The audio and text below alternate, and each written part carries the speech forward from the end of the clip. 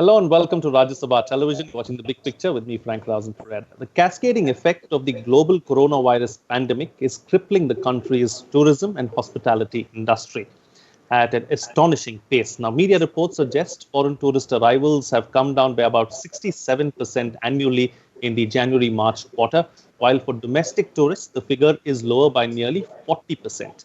The travel and tourism sector alone accounted for about 9.2% of India's GDP in 2018 and generated 26.7 million jobs in that year. On this edition of The Big Picture, we will analyze the impact of the coronavirus pandemic on the tourism and hospitality industry. Joining me on the program today are Meenakshi Sharma, Director General, Ministry of Tourism, Government of India, A.K. Bhattacharya, Editorial Director of the Business Standard, and Puneet Chhatwal, CEO and MD, Taj Group. Thank you to all my guests for joining me on this edition of The Big Picture. So, Ms. Sharma, I'd like to begin the program with you. Let's first try and analyze and try and understand what is the present state of the tourism and hospitality industry and how has COVID-19 impacted it? Thank you very much, Mr. Pereira, for inviting me for this very important issue, which is very crucial for India's economy. And it is one subject which is very close to employment and job creation. So let me start saying by this that this kind of a crisis which has really has impacted the whole world, and here we are talking about the whole world, all industries, all sectors. However, this is one travel and hospitality is the one which will have the highest impact for the obvious reason. When we come for this kind of a crisis where it has led to a complete lockdown of international borders even within the countries and borders even within the states, obviously it is understood that the travel and tourism and hospitality will have its major impact. In India, even if sometimes the tourism is seen by some people like a peripheral activity, the fact remains that it is such an important part of economy. You just mentioned some figures which are huge in number, just to bring it perspective from the government of India's point of view. And when we look at all the state government and thing, I would just like to bring it to your notice that we are talking of some kind of 12.75% of the total job, which are the direct and indirect jobs. See, it is impossible to see the impact of tourism and hospitality in a silo, because it's a whole backward and forward linkages which make this industry, which all will have to come to a huge impact when this kind of situation happens. We were having a very good season till almost January. The numbers were very robust and the bookings were perfect, and the hospitality industry was looking at something of, because the weddings coming in, my season, a huge uplift. However, this crisis has come and the numbers are coming down. But being said that, I don't see that it's a huge letdown. It's a crisis. We need to handle it. We have to survive it. But I'm sure there are things which we can do and which can lead to a lot of growth. So that would be my initial comments. Yes, the industry is impacted. Yeah. But however, we can look at lot more needs to be done, and how we and what needs to be done and what is being done. We'll talk about that a little ahead in the program. But Mr. Chhatwal, what impact have global lockdowns had on your business, both domestically and internationally? Because let's not forget that Taj Group has got several big hotels even outside of India. It's very right, Mr. Pereira. I think this is the first time in my entire career, which is limited to hotel business, that a crisis has come across which is global, which is regional, and I think it's also become now national, as Mrs. Sharma said. Right? So this is the first time that the borders, not only internationally are closed, but nationally amongst the states are open. The trains are not running, the planes are not flying, the highways are shut. So where are your customers going to come from? So I think whatever statistics we say 40% down or 30% down, I think since the 24th of March, the impact is bringing it down to almost zero revenue. There's very few islands of excellence where still there is some form of revenue, but you cannot move around. If you cannot move around, you don't use hotels. The same is true also internationally, as you rightly pointed out. We have the pier in New York, and New York is under lockdown. London is going through this time. Cape Town and our hotel in another one in South Africa, in Lusaka, the government announced a shutdown of that kind of business. So I think this is an unprecedented situation. If we had a tsunami before or SARS, it was like an Asian crisis. If we had 9/11, the West was more impacted than the rest of Asia. If we had the subprime crisis or the Great Depression, the world was impacted. But this is the first time in the world that we see the entire world is. Within this world, one of the most interesting things, as Mrs. Sharma said, is tourism. So I would give another figure to it. 10% of global GDP of the world comes from tourism. Tourism creates uh, not only the most jobs, it is the highest multiplicator of jobs. That's how she mentioned the figure of 12%, because the jobs created in India directly is around 8.5%. And going forward, I think tourism is so important in terms of building character, in terms of building tolerance, in terms of building awareness, in terms of getting foreign exchange, in terms of creating employment directly, indirectly, for service providers, for taxi drivers, for car services, to bakery, to all sorts of things. That uh, I think this needs special attention, especially because the impact on airlines, on hospitality, on all tourism services is higher. And there are maybe other sectors too, which I'm not so familiar with, but it is one of the top 3 or 4 impacted sectors, definitely in the Indian context. Absolutely. All right. So that having been said, Mr. Bhattacharya, is it safe to say that the tourism and hospitality industry is one of the worst hit sectors as a result of the global lockdowns? Well, I would say that it is certainly one of the worst sectors that have been hit by the. I would say that if you include the transportation sector, you would have got that these 3 sectors, tourism, hospitality, and transportation. These are the 3 sectors which have actually come to a kind of a near standstill. So there can be little debate on this point that transportation, hotels, which is hospitality, and tourism, they have been hit the most in this pandemic. Now, the issue is that how long will this continue? Because as both Mrs. Sharma and Mr. Chhatwal pointed out, that the overall impact on jobs, which will have a macroeconomic impact on demand, and also future investments in this sector, probably they all will combine into being very bad news for the whole economy. Even though its share in the total GDP is around 8-9%, I mean, I'm not including transportation sector here. I'm only including the hospitality sector, tourism, and that. They're around 7.3 or 8%, depending on what the denominator you take. So the overall impact on the GDP will be quite substantial. But I think the biggest impact would be on the jobs, because if you say that around 27 million people or 28 million people by some estimate are actually are dependent on this sector.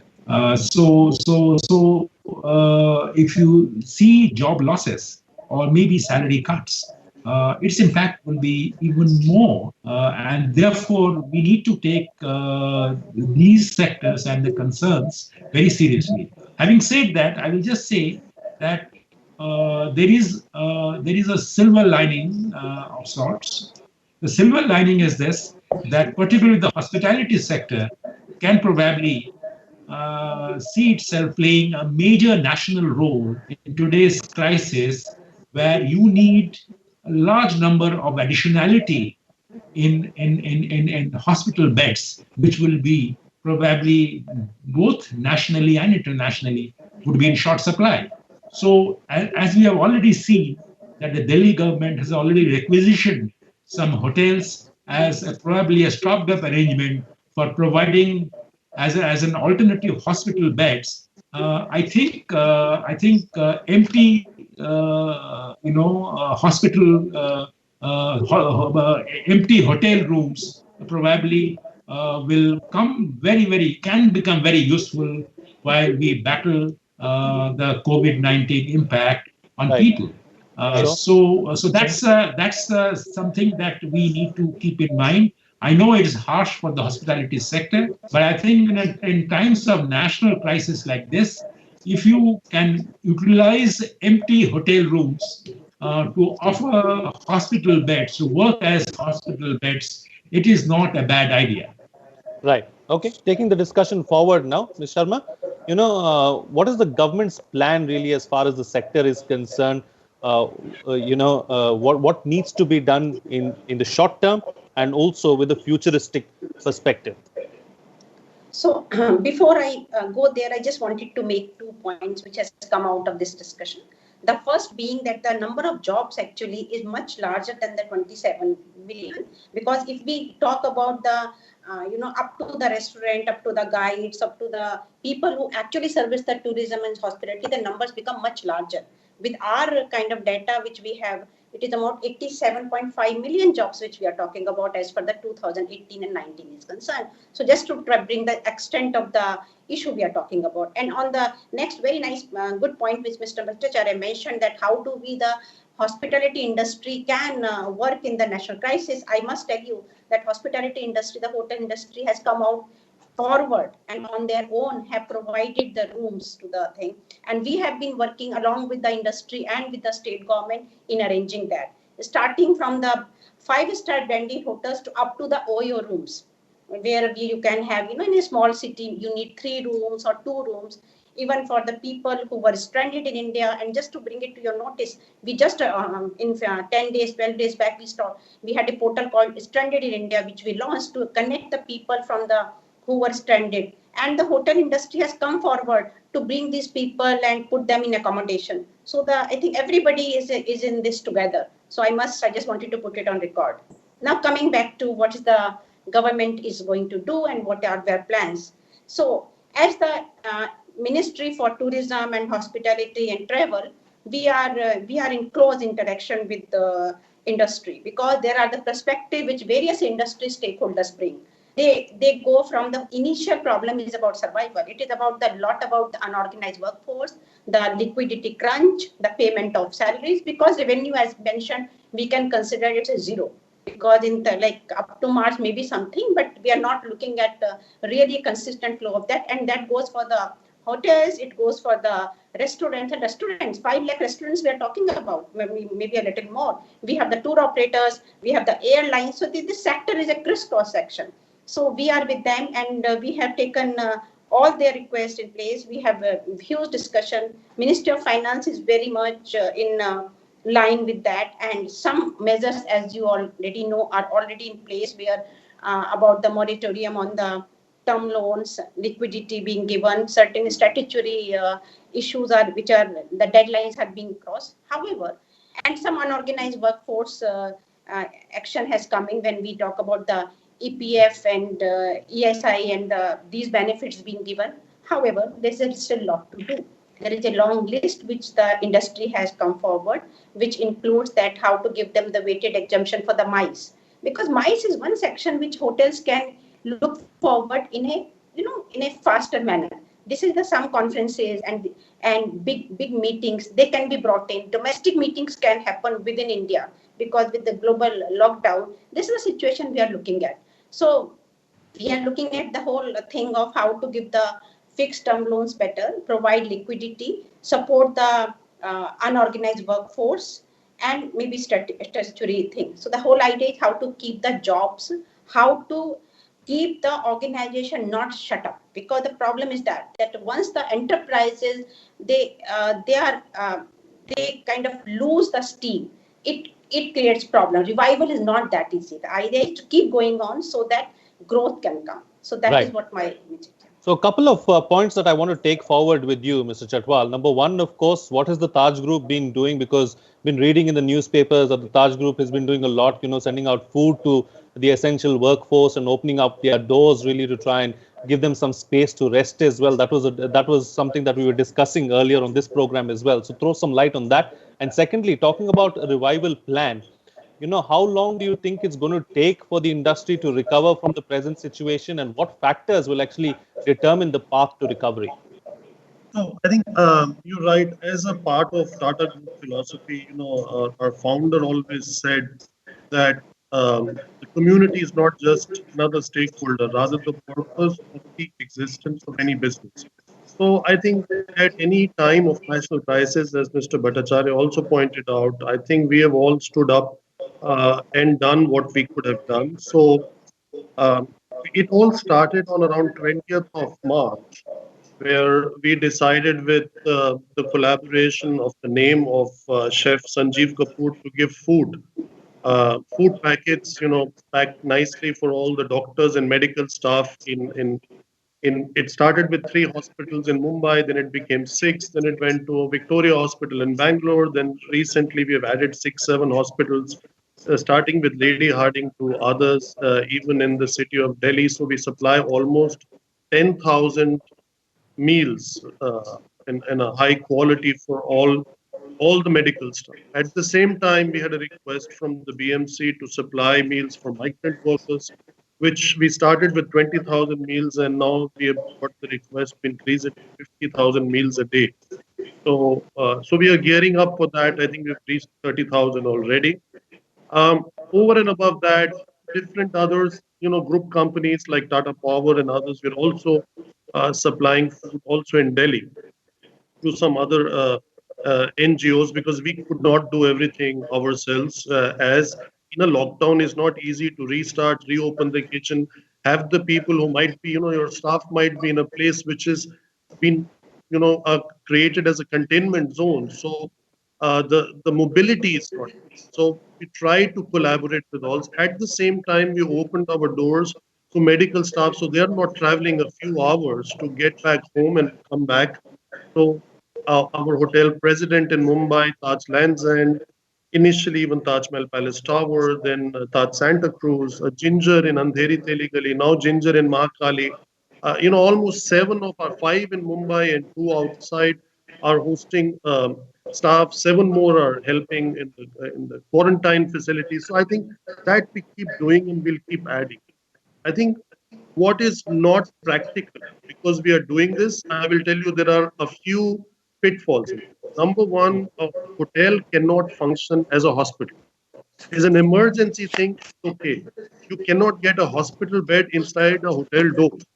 It just does not work. Also, the air conditioning, the way the hotels are air conditioned, it becomes a carrier of any kind of challenges that you might have with this kind of a virus. So you have to have certain temperatures, you have to have certain protective gear, and that becomes a medical waste, and that is has to be kind of disposed of in those special bags. So there are a lot of challenges that a hotel people are not trained to become suddenly medical staff and provide those facilities. But in a crisis, if that's what is available, we stand up to it and we'll deliver. But there is also another challenge. Your staff gets exposed to people who have tested positive. And how do you explain it to the staff? How do you explain it to their families? How do you explain it to some younger people whose parents are worried? So I think there are lots of challenges around such a situation. But so far, we have managed to deal with it and we move forward. So I think that's what we have been doing, and we are very happy to contribute till the end of this lockdown in whatever way we can. And we had formed after 26/11 something called Taj Public Service Welfare Trust. We raise monies in this trust, and this trust helps to, serve the community and do its service. When Right. it comes to getting out of this, I think we need a lot of. We need some kind of uh, inducement, I would call it, in terms of what the government can do now. The second is what Mrs. Sharma said in terms of, as an example, I'll try to build on our example of mice. If we could incentivize companies to put 1 or 2% of their revenue to hold their conference and events within India, and that becomes like a tax deductible expense, then it will create not only revenue ongoing in the next 12 months within the country, but it will create further tax revenue for the government too. So I think creatively we need to come up with systems which does not cost anyone money but helps to induce demand going forward in the short term, in the 12, 18, 20 months, so that people start coming back to the properties. And last not least, I think some kind of basics have to be taken care of. I think if you're not using certain facilities, because you're not allowed to as per the government directive, then you should not be charged for it. Already Right. that would be a big relief. Whether it's an excise or it's a property tax or it's a license or a lease, because your hotels have been shut down. Sure. And in many cases, they've been shut down because it's been a government directive, whether a state government or a central thing.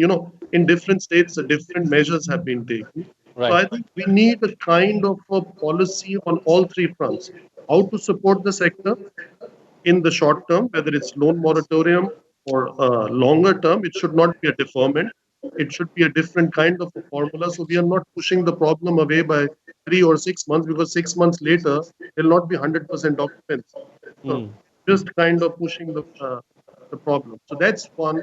Second is how to incentivize tourism, domestic mice, because initially the tourism will have to be built on domestic travel till the international travel opens up and people feel confident about traveling across national frontiers. And last not least, I think it's very important, as I said before, not to charge for something which we are not using. But in order to secure employment, we will have to come up with some form of kind of subsidy, that if you keep people employed. I think UK has done that. uh, Mm. I know we cannot do everything like UK has done or Germany has done or US. That's a different discussion, but it's a nice model to see what we can do and learn from in terms of maintaining employment, and that people uh, don't so many people don't get unemployed, because the ripple effect, actually I'm surprised the number is only 87 million. In my opinion, internationally, every job in the hospitality sector creates 6 to 8 jobs in other sectors. So Right. normally Right. the 27 million should be multiplied by 6, but because we are an emerging economy, today it is at 4, but tomorrow definitely it will be 5 jobs for every job created. Okay, all right. So, Mr. Bhattacharya, how does the industry cope with the present situation? What's the way out really for the industry? Is lowering tariffs going forward an option really? Is that something that the hospitality industry needs to consider? Maybe. Well, it's a difficult question to answer. But of course, there is some tax forbearance is called for, in a sense that the kind of fiscal obligations that the hospitality sector carries on its shoulders must be reviewed, and what kind of either in the form of a tax concession or a kind of a subsidy, or as Mr. Chhatwal and I think Mr. Sharma also referred to, in what kind of incentives can be given to the sector to keep jobs should definitely be on the table. But I think we should go beyond that, and we should try to see what will be the business like going forward. The way I see it is that even after a medical solution is found for COVID-19, my assessment is that the hospitality sector is one area, and I include the transportation sector in this. This hospitality and the transportation sector will be one area which will see a major paradigm shift in the way business is being done, because COVID-19 has impacted social behavior in a manner that people will look at the idea of spending time out with friends in a social environment in a certain different perspective, given the risks associated with any other COVID-like flu or virus spreading in future.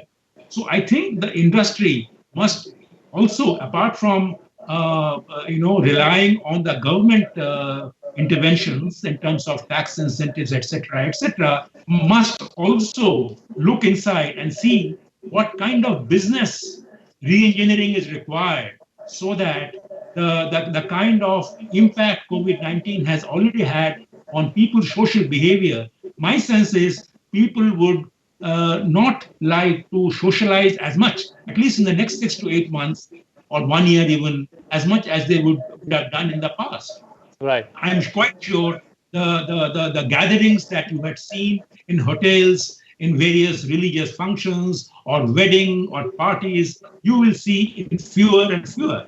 So therefore, the hospitality sector must recognize this likely shift and change in social behavior and re-engineer their business models in a manner that people feel more safe in dealing and getting into their businesses. For example, the aviation sector must have already should examine the idea of the middle seats being kept empty or alternative rows being kept empty. So I think all these ideas are very, very important. So therefore, while the government must come out with a package of measures and concessions, the industry, in my view, should also look at the far more serious challenge of re-engineering their business and bringing about a paradigm shift in the way they Right. do their business in view of the change in social behavior. Okay. All right. Time now to get closing comments on my program. It's I've got about 2 minutes left, so I'm going to ask you to be brief. What's the best way forward, Mrs. Sharma? So, very interestingly, what Mr. Bhattacharya said, I wanted to say that business is going to change, hospitality is going to change, tourism is going to change completely. And I must say, there is a lot of people already doing the rethinking. They are being think that whether the tourism of lighter carbon print, distance tourism, adventure tourism, will they be the tourism of future, and how will the hospitality handle it? Will homestays of a safer quality or better assurance are something which will be looked after? Because we have some examples. So I would say the time is to we have a lot of time in our hand, introspect, see how we are going to go forward and go in a way that we can say that India is a safe destination. We are prepared Right. for it. And Dekho Apna Desh is our message, domestic tourism. Okay. Okay. All right. All right, Mr. Chhatwal. Well, I would just summarize and say change is the only constant in our lives, and the brands which are serious, which have some kind of legacy, have the ability to embrace change, adapt to change, and inculcate whatever new learnings they have and execute that seamlessly in future. And finally, memories are short. And yes, there will be a new normal, but new normal does not mean people will not fly and nobody will sit next to each other and the people will not celebrate weddings the way they have done before. I'm sorry, I disagree. I think there will be a new normal. It may take 18 to 24 months to come, but it will come back. Okay. All right, Mr. Bhattacharya, close the show for us with your concluding Well, remarks. this too shall pass. Probably I sounded a little more pessimistic, but I think at the starting point, it should be good to be pessimistic and plan for the worst case scenario and hope for the best. So I think we should start from there and see that this too shall pass and hope for the best. Okay, this too shall pass. Let's hope for the best. Let's, hope that this gets over sooner rather than later, is what the panelists are suggesting. With that, it's a wrap on this edition of The Big Picture. Thank you to all my guests for joining me on the program and putting things into perspective for us. That's it from me. See you again next time.